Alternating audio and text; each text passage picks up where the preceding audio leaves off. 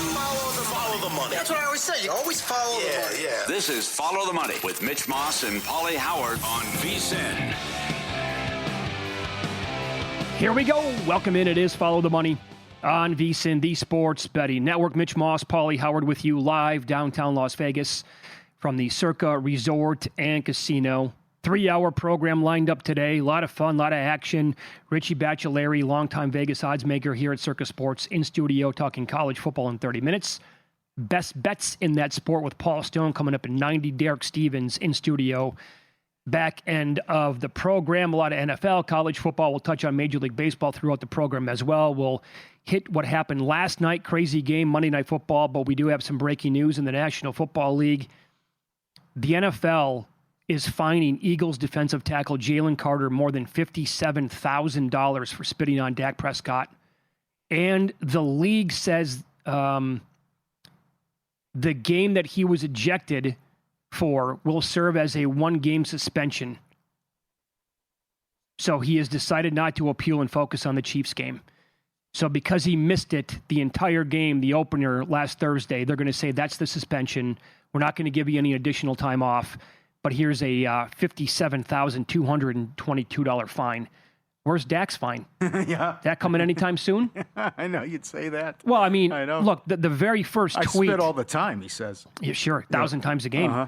But the very first tweet under Adam Schefter's breaking news 4 minutes ago is that slow motion video of Dak Prescott between his two offensive linemen.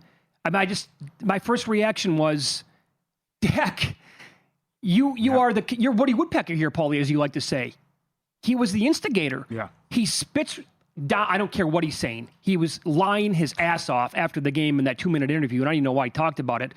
But he spit directly at him, and then he looks up, and he gives him a head nod, and then he gets like the blank eating grin on his face from ear to ear right at Carter. Yeah.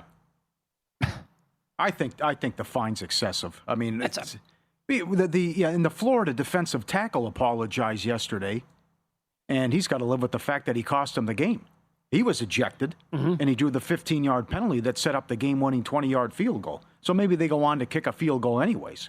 But, he had a good quote about sportsmanship. I crossed the line. He apologized to South Florida, everyone. But that's we're on quite the run here after what we're doing with the spitting. So I thought the Alomar thing was just a one-time deal. Yeah, evidently how not. This happened, but right. But yeah, sure. Certainly, it was stupid, and he missed the whole game anyways, and was a huge loss for the Eagles. Sure, it was. Dak knew what he was doing. Yeah. So, are we going to remember last night's game as the J.J. McCarthy game? No. Like in a couple of years? No, the Santos game. Santos killed him. We're not going to remember this as the Santos game. Yes. No, we are not. Oh, a guy at 150 yards. We're going to put him in Canton. He's just about the first three quarters. Hell of a finish. No, I know that. I understand that. But how he actually got better. And then this Vikings coaching staff is elite. I would take him over any other coaching staff in the entire league. Yeah, I said it. And they let's win a playoff game first. Well, that's fine. Yeah. Once they got cooking, it was curtains for the Bears. So a lot happened last night. And boy, oh boy, the old takes or cold takes exposed, whatever that's called, on Twitter, going to have a field day. Yeah. Because people could not wait. They were pushing each other out of line last night to already bury J.J. McCarthy and put him 6 feet under. What was that all about? Yeah, they were lined up and ready to go and hit send in the first quarter. Absolutely. And then the pick six was atrocious, but from all the pomp and circumstance and the fans so excited and Ben Johnson, the favorite to win Coach of the Year, to being booed off the field. And they blow the 17-6 lead, and the Vikings score 3 touchdowns in the fourth quarter, and they lose. Damn, the Bears cannot get out of their own way. And what happens? Santos misses one, and then he can't kick it through the end zone, and he's told to kick it through the end zone. They probably don't get a stop anyways, or have enough time left, rather. But, you never know. You can get PI, whatever. We're going to hear from Ben Johnson coming up in a minute. It was total domination. And then they lose the game. The Vikings were like 7-8 to 1 in play. And all of a sudden, guys wide open. Mason's getting chunks. Jefferson's eating the beautiful pass to Jones. But a play here and a play there, and they should have had a comfortable win. You turn down points. They pass on the field goal. Williams has the guy open. He misses him. He misses the field goal. A ridiculous PI call. Turn around. It's a running back. What are you doing? I don't know if the Vikings win the game last night if that PI is not called. You think so? Terrible PI call. Yeah, what are you doing? Can't do that. And also, one of their offensive linemen got called. I mean, he basically whiffed on the defensive end, I think it was, and they called it a holding. That was horrible. Yeah. So the Bears, they had a zillion penalties last night and for a ton of yards, so they kind of killed themselves. But those two calls were absolutely massive. And I got one for you. What if, and again, that whole sequence at the very end was just brilliant, I thought. And Ben Johnson knew what he was doing. He told him to kick it out of the end zone. He couldn't. And then when you saw the slow motion of, was it Chandler looking over at the coaching staff? And then KOC goes like this. Come on, buddy. Bring it out. 2-minute warning. Had to. I thought that was so good, and he wanted to confirm because he was like 8 yards deep. But let's say for a second here, he pauses for like another split second. And by the way, the Vikings special teams last night were outstanding. If the Bears are down there a little bit quicker and they get him like at the 15-yard line, did you think about this? I think there's a real chance where Kevin O'Connell has J.J. McCarthy run around on one of those final plays to burn time and then take a safety, and the game could land on one. Okay. I think that could have happened. Yeah. And then it's just like, my God, that landing spot. It was a good conversation. It was an interesting discussion in play. Could you go onside? Could you kick it out of bounds? Could you do like the kick it as hard as you can to one of the corners so he doesn't feel that it goes through the end zone without any time coming off? You know, we just saw this on Sunday night. I've been watching football for 45 years. I didn't know that we've never had the 1-point play ever. If Hamilton, if they take the knee or he gets tackled, that's 1 point right for the Bills. But that was an interesting discussion, and I thought Aikman was all over it. But that's a bad job by Santos and a killer. And there was some encouraging stuff. I trust Aikman on this. He pointed it out several times. I don't have access to the all-22. Apparently, the guys are open, and Williams won't take shots down the field. I mean, the guy, it's checking it down and not making the big throws, whatever. I also think the kid has to be more grounded. You saw a lot of penalties. I don't care for his interview before the game. Well, don't. I'll be Superman when I have to be Superman, or something along the lines of that. After what he said last year to the punter about, you're not going to see much time. I mean, okay, you won 5 games, but it's going to take time with the penalties. You saw the pre-snap stuff, but it was encouraging. They did something they hadn't done all of last year. They go right down the field and score. They scored 24 points against what might be the best defense in the league. They lost a tough game, but the Vikings are better and they have a better roster. But there's a lot of things to fix and clean up, and I think the expectation should be high with the Bears. And I know the fans let them have it, and rightfully so. You can't lose that game. But there's a lot of good, there's a lot of bad. But the takeaway is what McCarthy did in the fourth quarter, and it looks like the Vikings are in good hands. Caleb Williams was really good, scripted early on. After that, I thought he was kind of stinking up the joint. And I'll say this after one game, I'll take J.J. McCarthy over Caleb Williams already. Oh, no. Oh, no question. Oh, Paul, did you God. watch the fourth quarter, how athletic this guy is? He's got an absolute cannon for an arm. Williams is too. Keeps a lot of plays alive. Give me KOC and J.J. McCarthy all day, every day over Ben Johnson and Caleb Williams. And in fact, one game in, I was already kind of strong on this before the season.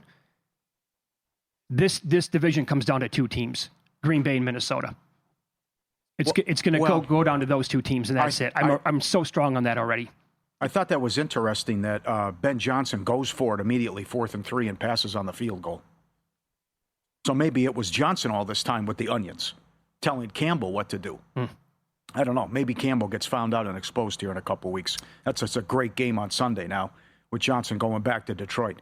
But I think the future's bright, and they look good, and it looked like a complete outfit from top to bottom, and it's too bad the defense let them down also in the fourth quarter. 24 points at home, you're supposed to win that game. Well, the defense was great for 3 quarters. Where was the offense after the first quarter? Yeah. So here's Ben Johnson on that final kickoff, and there was a back and forth here. They thought about everything. Here he is to the media after the game. Were you hoping that kick was going to go out of the end zone? Yeah, the intent was for the ball to go out of the end zone. And was there, do you guys consider onside kick? I mean, how did that? Yeah, it did. We felt like if we had kicked it out of the end zone and gotten the 3 and out that we would get the ball back with around 56 seconds. So they thought about everything. Damn. I don't know if I'd have Santos on my roster after that. Well, yeah, that's fair. Can't kick it out of the end zone, pal? Yeah. Got to do one thing. Come on. I got you. I hear you. That's fair. That's a bad job. He was a big reason they lost the game. And I like that we saw not a lot of patience here. Moody, cut. Cool. We're bringing in competition. Can't lose games like this. Can't miss kicks. Another question, by the way, that I have for Ben Johnson. They burned timeout number 2 to talk about a 3rd down and 1 by the Vikings. Horrible timeout right there. They could have used that late. That would have been a big one to have in pocket. So no reason to take that time out whatsoever. And I know I had one, the McCarthy prop went over the rushing yards. That beautiful play to get him into the end zone was just exquisite. Yeah. And I bet Jordan Mason didn't score last night, never really had a chance, but touchdowns are coming, rest assured, for him. Here's the reason why. He had 15 of the 23 rushing attempts by Minnesota last night, 100% snap rate in the red zone, 57% snap rate versus 47 for Aaron Jones, and 42 of his 45 yards gained after initial contact. There's a clear difference here, and he's going to have to be like the workhorse guy. And that's going to, obviously, like he's going to score. Charchin was right about this. That guy's going to score. I don't know what the number is, but he's going to score a bunch of touchdowns this year. All right. I respect your opinion, but be careful. Because we went crazy with Mac Jones a couple years ago, too. The kid looks to be the real deal. But I think we want to say these guys are going to be awesome I'm right still away. waiting to watch it. Yeah. I'm still waiting to see it from Caleb Williams. Still waiting. Well, what grade would you give him? A C minus? Yesterday, yeah? Overall. Okay. Last year to right now, Well, C, yeah, C minus or D plus. He struggled last year, but I thought the coaching staff was horrendous. I think he's going to have a good year and could be a good player, but also that's something. You also have to realize, Pauly, that it was going to take a minute for JJ to get going. First ever game. Fair. Yeah, sure. But Aikman can see the whole field. I can't. So if he's saying he's missing throws and guys are there, that's something he's got to fix and correct. College football next. Point spread keeps dropping like a rock, and you can see why the market has been moving in the home team's direction. We'll tell you which one coming up here on Follow the Money.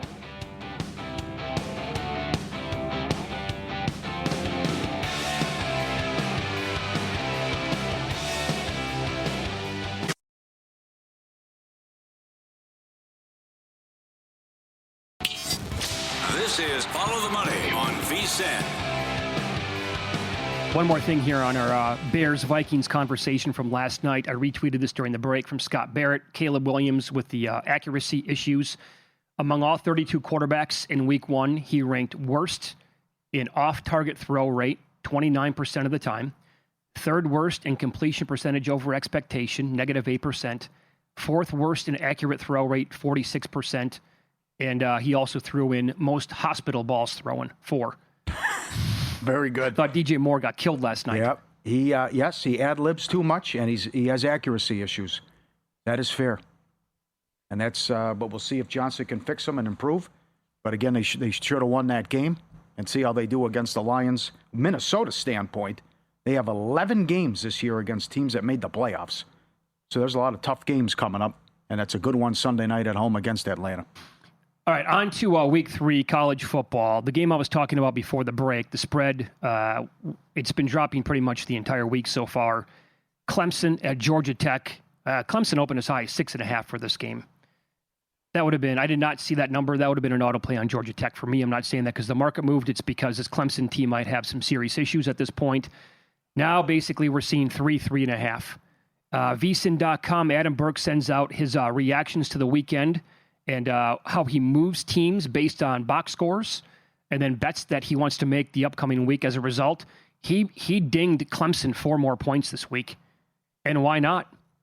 He actually makes Clemson -5.5 in this game. But I looked at the overall key numbers in their win over Troy. Troy had a -0.17 EPA per play. Clemson wasn't much better at -0.1. Troy had a 39% success rate, Clemson 45%. And EPA per rush, Clemson, -0.3. That's in the 9th percentile in the country. Each team had 4 explosive plays. Clemson had a -4.66 overall EPA on early downs. Late down EPA was much better, but still at -0.05 per play. If they're going to be struggling, and I know their best wide receiver has been injured, but if they're going to be struggling in early down situations, as the competition gets a little bit better than Troy, they are going to lose these games outright. Forget about the points. And if that's going to be a problem against Georgia Tech, the Yellow Jackets are going to win this game. Yep. King didn't play in the last game. The status, the key said yesterday, looks good, feels good. We'll make a determination this week. Mm-hmm. So that line will jump up, though, big time if he's unable to go. But I would just say I would expect him to play for Georgia Tech on Saturday. Did you take any Tech early in the week? No. Neither did I. I missed that one. I got to see what happens with him, too, because he means so much to him. He was phenomenal. And he's like Fields. You got to get his rushing props over every game as well after he was so good against Colorado. And the other one, too, is I think Alabama will bury Wisconsin if the quarterback doesn't play. And that's not saying much of the Wisconsin offense anyways, which struggled against Miami of Ohio and then the Middle Tennessee game. But I just it appears DeBoer, when he has a chance to run it up, he will. And that's what certainly he did last week against Louisiana Monroe, and he's done it time and time again. He could do that here against the Badgers. Well, what do you make of the total at 46 overall, though? Because, I mean, the points are going to be tough to come by for Wisconsin. Mm-hmm. But also when you flip it, adjusted net EPA per play, Wisconsin is second in the country behind USC. That factors in home field advantage, quality of opponent, and garbage time. The Badgers are tied for second in the country with Texas at negative 0.3 adjusted EPA per play on defense. So their defense, I think, is going to be a problem for a lot of teams. This is Alabama we're talking about now, not Middle Tennessee State. But, I mean, this could be like 27-10 Bama and get out of there with a win. I don't think Wisconsin's going to do much at all, and their defense appears to be a really good unit. Well, two bad opponents, though. I think it's a different ballgame. Maybe Bama gets a total by themselves if Wisconsin's turning it over. That. Yeah. Wisconsin will also try to take time off the clock on their drives. Not that they'll be able to sustain long drives against Alabama, but they're slow. They're methodical with that. I'm pondering an under on that. But you know what I'd do? Maybe Wisconsin team total under. I could see that. In this spot. Yeah. You bet Georgia right away. The Tennessee love won't stop. Yeah. I agree with Felica. This dog has fleas. Open 7, nothing but Tennessee nonstop down to 3.5. Tennessee's look great. But your Georgia takeaway is who's Georgia played. They beat Marshall and they beat Austin Peay. Right. But I'm just going to trust Georgia here, and then you got concerns with this secondary and a couple guys out for Tennessee. Should we be concerned for Georgia that they had 0 explosive plays against Austin Peay? Yeah. That's alarming. Maybe a little bit? Yeah. But I think they can move the ball against Tennessee, and also it reeks of a public dog. I think the public's going to be all over Tennessee here in this game Saturday. South Florida. Same one here, yeah. Okay. Miami to a 17.5 point favorite at home against the Bulls of South Florida. Again, VSiN.com, Adam Burke raised the Bulls 4 points after the Florida win. He also raised Miami 3 points. The Bulls overall, man, and now it's 18 here at Circa, dominated Boise State. Florida, I think, has a pretty good roster. They won that game outright. They are 13th overall in adjusted EPA per play. Consider that competition. That's crazy. And the Hurricanes, though, have been a machine so far. This is a horrible spot. This is a horrific spot for South Florida. After you're 17-point dog, you win the game in the Swamp, and now you got to go to Miami. And Miami was coming off Bethune-Cookman. So it's a lot of points, but it's a lot of points for a reason. But if they hang, it's okay because of those 2 monster wins already. Charlotte, North Texas, Florida Atlantic, Memphis. Not they're going to run the table, but San Antonio, Navy, UAB, and Rice after that. I guess if you can go into the Swamp and win, you should be able to beat Memphis on the road and Navy. But they're going to have a great case if they're 11-2 or something like that. And if your one loss is at Miami and you lose at Memphis or maybe at Navy or something like that. So they're going to have a great case here for the playoff if they can keep this going. But this is just a horrific spot, and that's bad scheduling. Come on with the schedule. Who puts that schedule together? So what if, what's going to happen to the numbers for South Florida, to win their conference? I know this is a non-conference game, but it'll be like a power rating move, or for them to make the playoffs, even if they don't win this game, Paul. But let's say it's a tie game or Miami leads by 1 score or in that neighborhood, 8 minutes to go in the fourth quarter. I mean, you want to talk about raising a power rating to the moon for a team like South Florida at that point with their competition. And they would probably, I think I saw plus 350 to make the playoffs today. They were 15-1 before the Florida game. It might turn into odds on at that point. And I want to ask this question about the Florida LSU game. LSU now on the screen about 8.5, maybe a 9-point favorite in this game.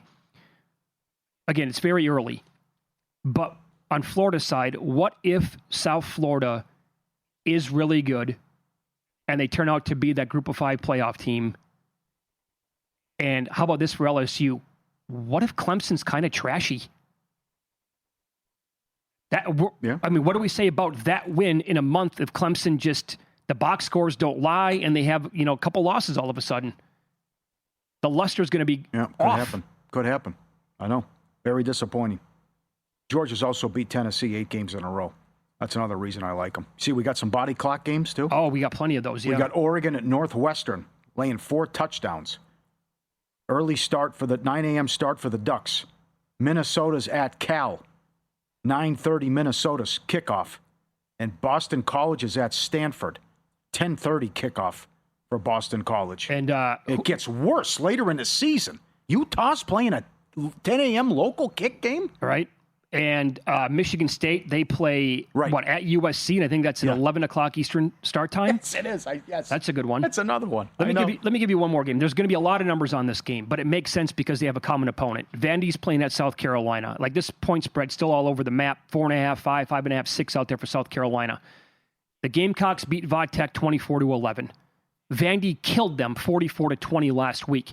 They had 10 explosive plays out of 59 total, 6 in the air, 4 on the ground. Vodtech had 2 against them, and an overall EPA of negative 5.93 without those plays. Vandy had an EPA per play of plus 0.38 on early downs against the Hokies and 17.42 overall. On the flip side, Vodtech averaged negative 0.13 EPA per play on early downs, negative 5.81 overall. South Carolina's numbers against Vodtech, they had 6 explosive plays compared to 10 for Vanderbilt. The EPA without the explosive plays for South Carolina, negative 17.42 overall and minus 0.35 per play. Are we sure that this is the right number here in the South Carolina game? Vanderbilt smoked Vodtech. South Carolina struggled mightily against them. Yeah. For what that's worth. Yeah. You're going to see some strange stuff happen early on. You know, there's always a bad team that's in the preseason top 10. The Florida State debacle last year. There's going to be some surprises. And then again, those are good numbers, but a lot of time that blows up in your face. And maybe the better team is South Carolina. Patrick O'Connell is this week's Average Joe contest winner because he already had an Edge Boost account. His $500 prize doubled to $1,000, and he wasn't the only hot hand. 6 contestants win a perfect 7-0, and 4 of them are VSiN Pro subscribers, free to enter. And every week you're going to win cash prizes and the quarterly prizes like a trip to Vegas and a stay at Circa. Enter anytime this season, vsin.com/Joe. Good job, Patrick. College football with Richie Baccellieri next.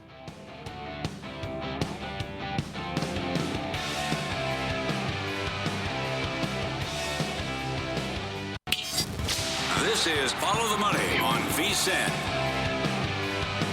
We'll continue talking college football here. Richie Baccellieri joins us here on the desk in studio, live, Circa Sports, longtime Las Vegas Oddsmaker. Good to see you. Stevie the Pencil, how are you? Guys, great to be here with you. My 2 favorite degenerates. Good to see you, buddy. I got the Rover coming in today. Physical Graffiti, your favorite album. 50 years. I went to go see Bonham do the 50 years down in one of the casinos. Great show. Yeah. Let's start. Nice toothpick. What is this? The toothpick? UL Washington. You guys are too young to remember UL. Well, yes. Okay, let's start with this. We just talked about the Royals? upcoming game between South Carolina and Vanderbilt, right? And how they each have a common opponent. So I find this to be intriguing, Richie, right? It's early on in the season, only week 3, and they each play the same team. Vanderbilt last week absolutely destroyed Vodtech. On the flip side, in week 1, South Carolina was up against it, right? And Vodtech gave them a run for their money there. They eventually covered in that game. This opened up, 7? Now down to like as low as 4.5. What do you make of all of it? Yeah, well, I don't look at the outcomes of those games, but what I do look at is the line movement. And, South Carolina opened about 9, down to 7 against Virginia Tech. So it was definitely money against the Hokies. Then you look at the next game, Virginia Tech comes pick against Vandy. So now we're looking at Vandy being, 2-3 points better on a neutral field. So that alone tells me that the game's got to be less than 7. I don't know how it opened 7. I took 7. I made it 4. Probably is somewhere in the middle. I think it's been all dog money, so there's people following that recipe of, playing a game against the lines. But outcomes don't matter. Mm-hmm. We do this a lot in college basketball. Yeah. This team won by 30 at home, and then they beat them on the road by 10. Why is the game only 2 in a conference tournament? Yeah, well, I like to compare the teams with the common opponents and the prices. And, of course, over time, the ratings are going to change over time. But if you're talking about a short window, then you can definitely take the two lines and compare and make a price from there and see what's posted. Well, okay, but how much have you dinged Clemson through 2 games? Say again?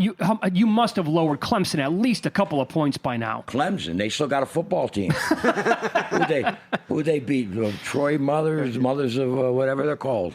I lowered Clemson 3 points since the start. I've had some people tell me before the season that Klubnik kid ain't all that great. I don't know if it's in the locker room or not, but it's showing. I mean, he's not really playing all that great. Right. Good to have friends. Yeah. We do a better coaching job, too, I'll tell you that. How about Georgia open 7? All nothing but Tennessee, money down to 3.5. Yeah, well, when you score 28 against Austin Peay, it figures in the first week against Marshall, who's looking like a real dog. Right. They didn't cover that number either. I think they got backdoored, but, they put up 40. They're supposed to put up 70. Look at some of these games last week. The power team scored, 60 to 75 points. Georgia's offense might be the problem. I think the defense is going to be intact as always, but I made that game lower too. I think I made Georgia 3, and I thought that was high. Oh, really? Yeah. Okay. Yeah, I made Georgia 3, and I thought that was a little high. Now we're talking. All right. Well, so what do you do in terms of body clock games? Like Oregon is playing at 9 in the morning against Northwestern. BC's playing 10:30 at Stanford. Yeah, it's good. It's a good angle. I mean, heading east is typically the problem more than the west. I wouldn't see BC having any problems playing at 7:30 Pacific time, but Oregon's got to play with the early game. Yeah. What time is that game? 9 a.m. 9 a.m. 9 a.m. Vegas. 9 a.m. Vegas. So they play in, early game. Heading east. It's a go against. I think I bet against. Is that Northwestern? 28, yep. Yeah, I took 28 or 28.5 there. I made that lower. Well, then how much did they put in that game against Oklahoma State? Because Gundy's calling out Oregon and Dan Lanning, and you could tell that he was on a mission to bury him in that spot. They're probably pretty bad, Oak State. I think that's really the end. That's the end of the story for that game. They're bad, and Oregon wanted to put up a big number. Okay, what have you done with South Florida? What a resume so far. Great numbers. Of course, beating Florida at the gun basically last week on the road, but also really taking it to Boise in week 1. And now here you go, their third really stiff test of the year at Miami this weekend. Yeah, I've got the game 14. I had the game last week 12 at Florida. So now I got a 14 against Miami, or Miami 14. And I see it's up to 17.5 now. 18, yeah, some spots, 18. Yeah.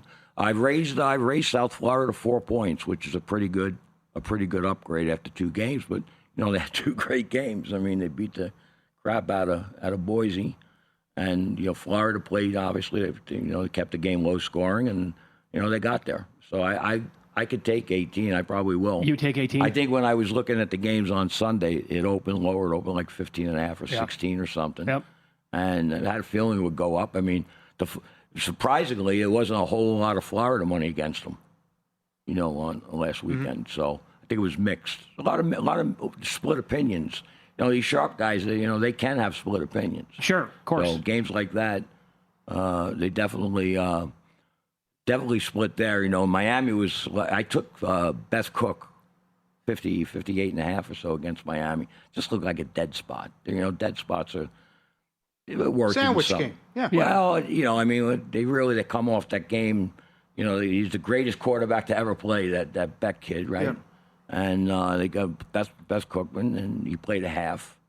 And they coasted. Dog was never in trouble. Love the FCS. Love the trash. Well, love the trash. Same thing with LSU, right? Off that big win in week 1 against Clemson. Tech took 37.5, never a sweat. Matter of fact, that's a game I need to look at. Why, what happened to LSU? I mean, geez. Uh-huh. So does Florida bounce back?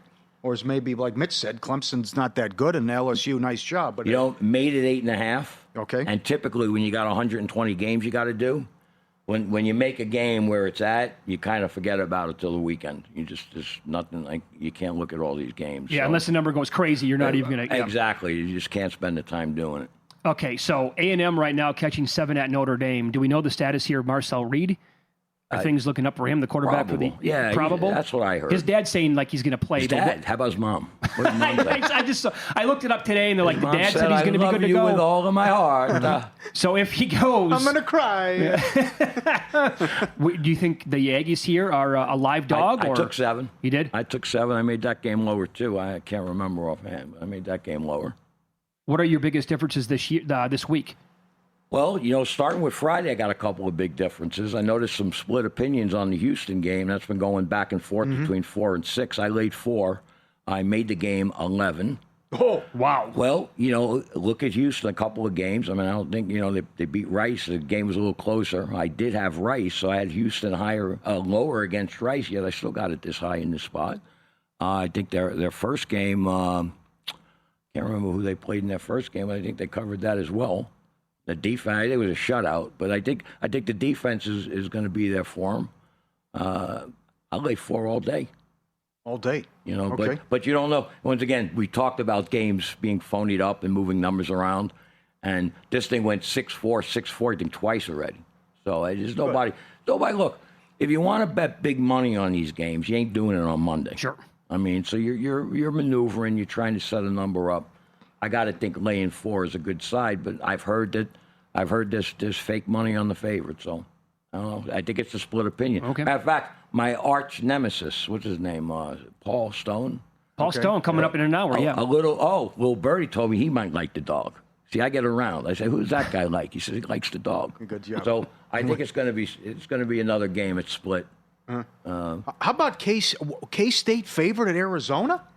You should have lost to North Dakota, and then you lose to Army? You must be looking at my sheets. I made Arizona 5. Wow. So I took a point, and I know that it pretty much Sunday night, it swung down to, I think Chris had 1.5 on Sunday night, and it settled in at 1. Is it still 1? Yeah. I haven't got a screen like you got. You got the fancy screen. You see all the lines. I'm seeing multiple 1.5s out there here in Las Vegas. 1.5 on right Arizona. now. Yeah, I can only go up. I don't know. No, K-State favorite. K-State's favorite. Oh, Yeah. so they moved it back to. Oh. Oh, they moved it back to K-State now. Oh, so I got a bad number is what you're telling me. Thanks a lot. It's all right. As long as it doesn't come 1, fine. Well, that's all right. I seem to win more bets on bad numbers than good numbers. Yeah. You get the best of the numbers, and that's great. Except if it don't win, then you're in the poorhouse. We have about a minute left here. Any other numbers that really stick out this week? Like you made Ohio a favorite last week against West Virginia. They got the job done. They're catching 3.5. Yeah, nice. Good job. I had one winner, and that was it. I'm against Oklahoma. Oh. I took the big number with Temple. Yeah, Temple, yep. It's an ugly road trip. Can you imagine Oklahoma going to Philadelphia or Jersey, whatever the hell that school is, somewhere around there? And it's a big number. I know they got a big monster next week, right? Auburn or something. So they got a big game next week, coming off some games, and now they got to travel to Temple, who's playing good. Look, Temple had 2 games. I'm sorry, is it Temple or Rutgers? No, they're playing. It's Oklahoma Temple. Yeah, you're right. Yeah. Look, it's a big number. It's a sandwich spot. I took the points. Okay. Good explanation. I'm with you on that. Oh, when you got 120 games to look at, you can't. What are you going to do? By the way, I know you're lying about Ohio being your only winner because I saw you last week. You couldn't come on the air. You had like 3 winners that were never a sweat. Yeah, well, the games that really buried me last week were those extra games. Okay. I got buried in the middle games. The FCS was fantastic. I had some great plays in the FCS. Good to see you. Thanks for coming in. All right, man. Richie Baccellieri, win some, lose some, coming up next.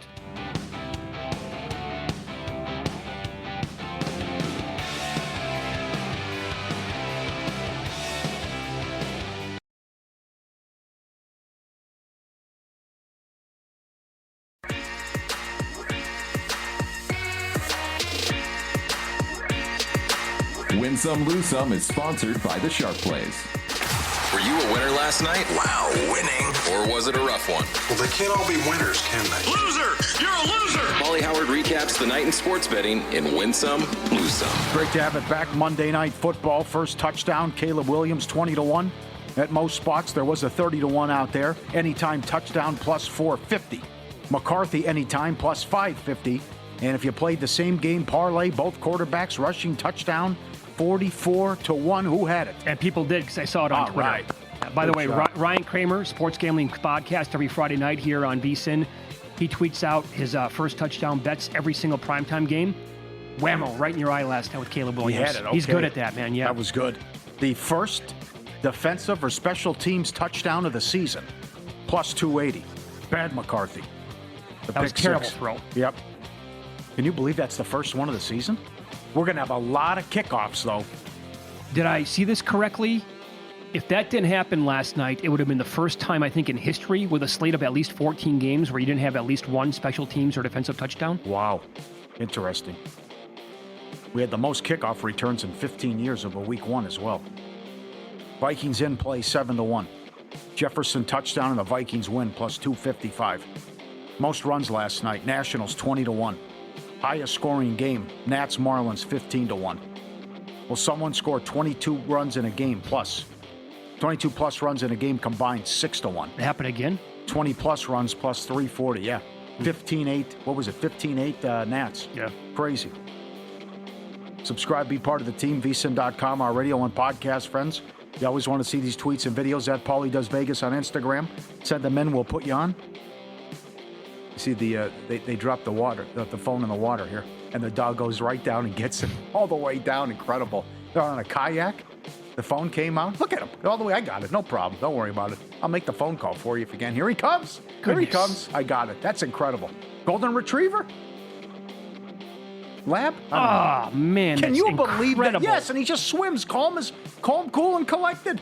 I just bring it right back to you. No problem. Drop the phone in the water. I got it. Don't worry. Picks it up, swims it up, right back up to shore. The whole thing. So smart. Incredible. How about my guy, Jordan?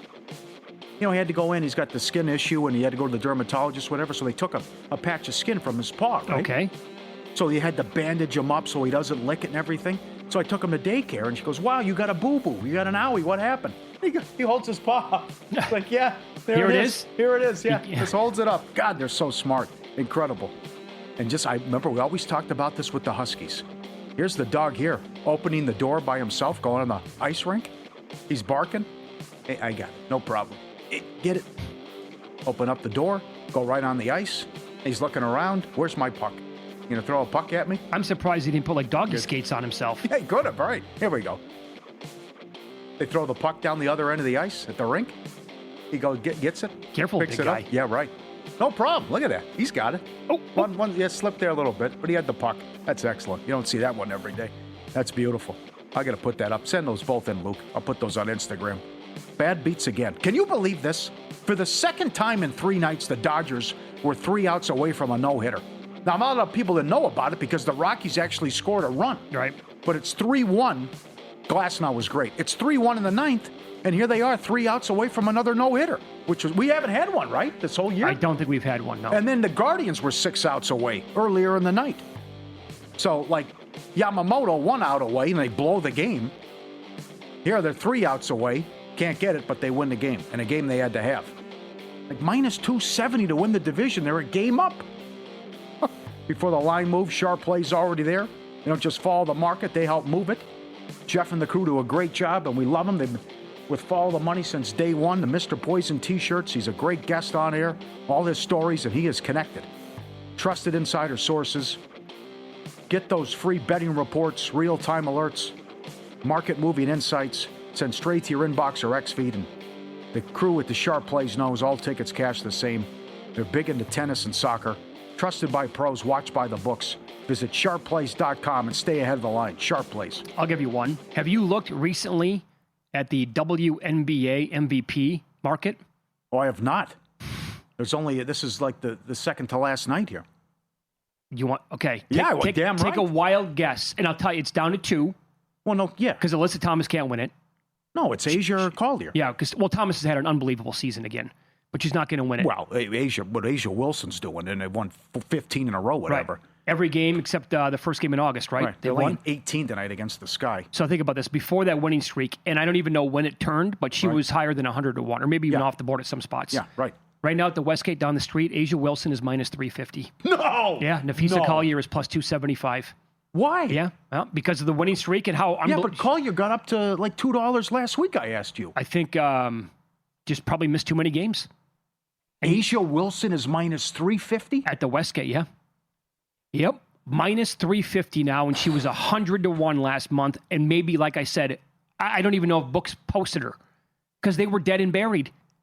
And now they have, the second or the third best record in the entire league because of this winning streak? And every game is like 31-14 for her. It is. I know. What's her prop tonight? Let me look. You want her over? They're going to bury the Sky. Oh, yeah. They're favored by, 17 or 18? Yeah. What is she? Uno momento. Come on. Well, where is she? Not even up. What's going on? Shenanigans here. Come on, Johnny Avello. Put down the cheesecake. I don't have it up on DraftKings. I'll give you another one, too. Like, what were the Aces at the lowest point of the season to win the title? Oh, it was bad. They're getting blown out. Terrible start. Well, you brought this up, was it late last week? They lost to the Lynx by 50. Yeah, at home. Yeah. It was a record. Right. Yeah, that started the winning streak. Right after that. Yeah. And then, I do, for what it's worth, I like a Seattle-Phoenix moneyline parlay tonight. There's one playoff spot left. The Sparks need to win, and Seattle has to lose. And then the Sparks have to win Thursday to make the playoffs. This is the final game for Seattle. Seattle's laying 7 against Golden State. Golden State's already in. She's got to be coach of the year. Oh, it has to be. An expansion team is a 6 seed. Right. But the Sparks are really up against it. They're 7-point dogs in Phoenix. Okay, here we go, baby. Can McCarthy win comeback player of the year? You don't even want to go there. I'm fine. I'm fine if you don't want to even go there. But we're already doing this already. He's now. on the betting board, I think, at the books that are offering that award. Danny Dimes is not eligible, though, right? Because you can't say, hey, I stunk. Well, I didn't get right, because that's the reason why Sam Darnold didn't win. Right. But again, like McCarthy hasn't played. Last night was the first action of his career. What's he coming? Okay, he was hurt, but he never played a game. Right. So how is he comeback player of the year? They're both out.